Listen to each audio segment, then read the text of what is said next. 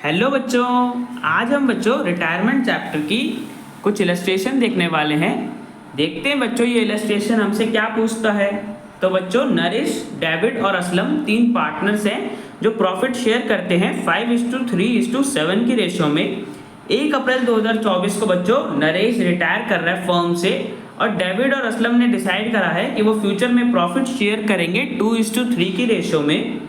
बच्चों हमें adjusted capital account दे रखे हैं कि सारे एडजस्टमेंट्स के बाद डेविड और असलम के कैपिटल अकाउंट में इतना बैलेंस था, डेविड के में बच्चों इतना था और असलम के में इतना था। नरेश को बच्चों रिटायरमेंट पे टोटल इतना अमाउंट देना है 90,500 रुपीज़।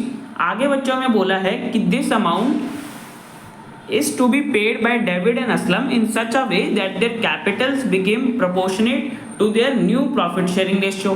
तो बच्चों देखो इस लाइन का मतलब क्या है कि जो अमाउंट बच्चों नरेश को देना है वो बच्चों डेविड और असलम इस तरीके से देंगे कि अमाउंट पे करने के बाद बच्चों जो उनके कैपिटल अकाउंट में बैलेंस बचेगा वो बैलेंस बच्चों उसी रेशियो में हो जो उनकी न्यू प्रॉफिट शेयरिंग रेशियो। ठीक है बच्चों, न्यू प्रॉफिट शेयरिंग रेशियो बच्चों में क्या दे रखी है 2:3। मतलब बच्चों पे करने के बाद जो बैलेंस आना चाहिए डेविड और असलम के कैपिटल अकाउंट का वो बच्चों 2:3 की रेशियो में होना चाहिए। यही है ना बच्चों इस लाइन का मतलब। आगे बच्चों देखो हमें क्या बोले कि हमें जर्नल एंट्री पास करनी है इन ट्रांजेक्शंस को रिकॉर्ड करने के लिए और अपना वर्किंग नोट दिखाना है। तो बच्चों सबसे पहले वर्किंग नोट बनाते हैं। तो बच्चों देखो कैपिटल एडजस्टमेंट में सबसे पहले हम टोटल कैपिटल निकालते बच्चों। सबसे पहले तो बच्चों जो हमारे रिमेनिंग पार्टनर्स थे डेविड और असलम उनका कैपिटल ऐड करा जाएगा ना, सारे एडजस्टमेंट के बाद हमें दे ही रखा है। तो डेविड का इतना था, असलम का इतना था, ये बच्चों ऐड कर देंगे। अब बच्चों देखो नरेश को बच्चों इतना अमाउंट देना है, कौन देंगे बच्चों डेविड और असलम ही देंगे। रिमेनिंग पार्टनर्स फॉर्म में तो बच्चों यही दोनों है तो ये दोनों ही देंगे। और कहां से देंगे? अपने कैपिटल से देंगे। मतलब बच्चों जो ये नयाला अमाउंट देना है नरेश को ये बच्चों कैपिटल से दिया जाएगा तो ये भी कैपिटल के अंदर इंक्लूड होना चाहिए ना बच्चों। तो जब भी हमें प्रोपोर्शनेट कैपिटल और इस तरीके से बोला जाए कि पार्टनर्स इस तरीके से पैसे लेके आए कि जो रिटायरिंग पार्टनर है उसको पैसा दिया जाए तो बैलेंस प्रोपोर्शन में आ जाए, तो बच्चों उस टाइम पे हम जो भी रिटायरिंग पार्टनर को जितना भी अमाउंट देना होता है वो भी ऐड कर देते हैं। तो बच्चों देखो डेबिट का सबसे पहले हमें दे रखा था कैपिटल वो ऐड कर दिया, असलम का दे रखा था वो ऐड कर दिया और जितना बच्चों नरेश को देना है रिटायरमेंट पे वो ऐड कर दिया। तभी तो बच्चों जाके टोटल हमारे पास आ जाएगा कि टोटल कैपिटल क्या होगा 1,94,000 आ रहा है बच्चों।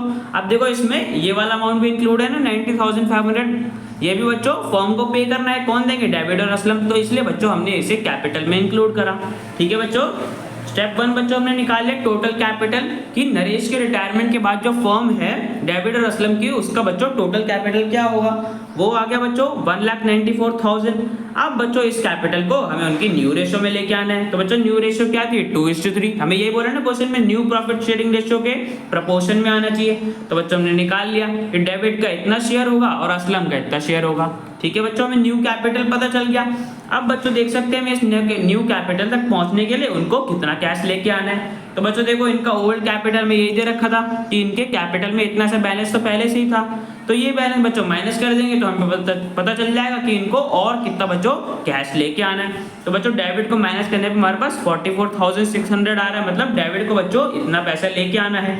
जब डेविड इतना लेके आएगा तो उसका बच्चों न्यू कैपिटल हो जाएगा 77,600। ठीक है बच्चों, ऐसे ही बच्चों असलम का देख लेंगे। असलम का बच्चों माइनस करने पे हमारे पास इतना आ रहा है, तो बच्चों हमें पता चल गया कि डेविड और असलम को इतना अमाउंट लेके आना है। जब इतना अमाउंट लेके आएंगे तो बच्चों इनका कैपिटल इनकी प्रॉफिट शेयरिंग रेशियो के प्रपोर्शन में आ जाएगा, है ना बच्चों 2:3 की रेशियो में आ जाएगा। तो बच्चों हमें यही करना था, हमने अमाउंट भी बता दिया और कैपिटल भी बता दिया। अब बच्चों जनरल एंट्री पास कर लेते हैं। तो बच्चों देखो सबसे पहले डेविड और असलम इतना पैसा लेके आएंगे ताकि इनका कैपिटल इनकी 2:3 की रेशियो में आ जाए। तो बच्चों हमने एंट्री पास कर दी, बैंक अकाउंट डेबिट कर देंगे, पैसा आ रहा है और डेविड और असलम के कैपिटल अकाउंट को क्रेडिट कर दिया, उन्हें इतना अमाउंट लेके आना है ताकि वो रिटायरिंग पार्टनर को दे सके।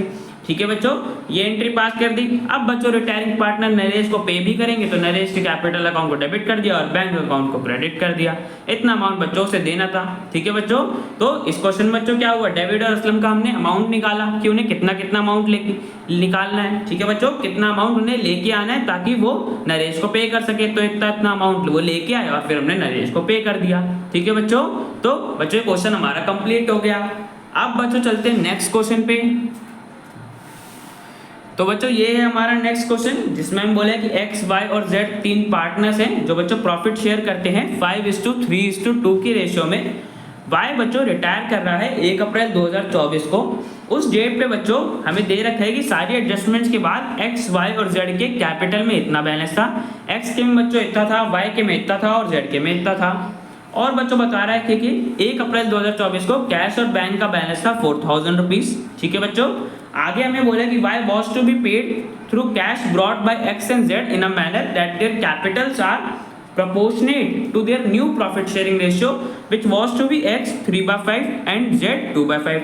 तो बच्चों देखो इस लाइन का भी वही मतलब है जो हमने पिछले वाले क्वेश्चन में देखा कि x और z को बच्चों इस तरीके से कैश लेके आना है कि y को पे करने के बाद जो उनके कैपिटल में बैलेंस बचे वो बच्चों इस रेशियो में आ जाए। ठीक है बच्चों, मतलब उनका न्यू कैपिटल होगा बच्चों वो हमें 3:2 की रेशियो में लेके आना है। ठीक है बच्चों, आगे देखो बच्चों हमें आगे क्या बोला है कि हमें अमाउंट निकालना है कि पार्टनर्स को कितना अमाउंट लेके आना है और बच्चों मिनिमम कैश और बैंक बैलेंस भी बच्चों पार्टनर्स को मेंटेन करके चलना है कि कैश और बैंक में कम से कम बच्चों 3000 रुपए का बैलेंस तो होना ही चाहिए।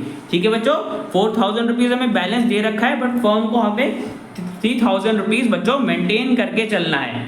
ठीक है बच्चों, तो करते हैं बच्चों, निकालते हैं अमाउंट। तो बच्चों देखो सबसे पहले स्टेप 1 तो वही हमारा टोटल कैपिटल निकालेंगे। सबसे पहले जो रिमेनिंग पार्टनर्स थे एक्स और जेड उनके हमें कैपिटल दे रखे थे उनको बच्चों ऐड कर देंगे तो उन दोनों का बच्चों टोटल आ जाएगा।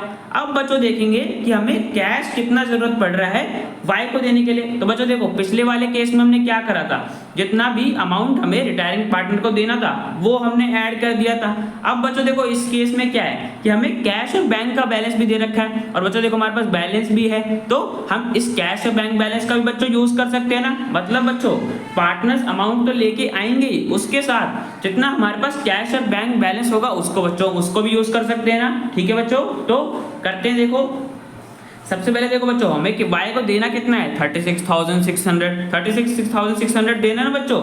उसमें से हमारे पास 4000 कैश और बैंक बैलेंस है तो 4000 हम दे सकते हैं तो माइनस कर दिया। अब बच्चों देखो हमें क्वेश्चन में लास्ट में क्या बोला था कि फर्म को मिनिमम कैश और बैंक बैलेंस भी मेंटेन करके चलना है 3000 रुपीज का। मतलब बच्चों 3000 रुपए से कम में बैंक में नहीं होने चाहिए, 3000 रुपए मिनिमम अमाउंट होना चाहिए। मतलब बच्चों हमें बैंक में 3000 भी ऐड करके रखने 3000 होने चाहिए तो बच्चों ऐड कर देंगे तो हमारे पास पता चल जाएगा कि हमें कैश की कितनी जरूरत है 35,600 की बच्चों में जरूरत है। अब देखो बच्चों 35,600 तो पार्टनर्स लेके आएंगे और जो 1000 रुपीज बच्चों अपने कैश या बैंक बैलेंस में से ले लेंगे, है ना बच्चों। 4000 था, 3000 मेंटेन करने तो 1000 रुपीज तो हम यूज कर सकते हैं तो 1000 रुपीज कैश या बैंक बैलेंस से यूज कर लेंगे और जो रिमेनिंग अमाउंट है ये तो बच्चों पार्टनर्स लेके ही आएंगे। ठीक है बच्चों, तो जैसे हमने पिछले वाले केस में ऐड करा था जितना अमाउंट देना होता है, इस केस में बच्चों सेम इसको ऐड कर देंगे इस अमाउंट को। बस यहाँ पे बच्चों हमने क्या चेंज कर दिया कि जो हमारे पास कैश और बैंक बैलेंस था उसका बच्चों हमने यूज कर लिया। ठीक है बच्चों, 1000 रुपीज हमारे पास थे जो हम यूज कर सकते थे कैश और बैंक बैलेंस में, वो बच्चों हमने यूज कर लिया तो हमें इतना अमाउंट टोटल पार्टनर्स लेके आएंगे तो ये अमाउंट बच्चों कैपिटल में ऐड कर देंगे। तो बच्चों देखो हमें टोटल कैपिटल बदल जाएगा कि न्यू फर्म का बच्चों टोटल कैपिटल क्या होगा, हमने x का ऐड करा था, z का ऐड करा था और जितना बच्चों y को देने के लिए कम पड़ रहा था वो अमाउंट ऐड करा था। तो बच्चों टोटल कैपिटल आ रहा है हमारे पास 90,000 रुपीज। मतलब बच्चों y के रिटायरमेंट के बाद x और z दोनों पार्टनर्स का मिला के इतना कैपिटल होना चाहिए 90,000। ठीक है बच्चों, ये अमाउंट पता चल गया। अब बच्चों जैसे पिछले वाले क्वेश्चन में करा था इसको इनकी प्रॉफिट शेयरिंग रेशियो न्यू वाली में कर देंगे डिस्ट्रीब्यूट। तो बच्चों देखो x का न्यू कैपिटल आ जाएगा 54,000 और z का बच्चों न्यू कैपिटल आ जाएगा 36,000। ठीक है बच्चों, न्यू रेशियो हमें पता चल गई दोनों की। अब बच्चों देख लेते हैं इनका एग्जिस्टिंग कैपिटल। मतलब बच्चों यहाँ तक न्यू कैपिटल तक पहुँचने के लिए इनको और कितना कैश लेके आना है।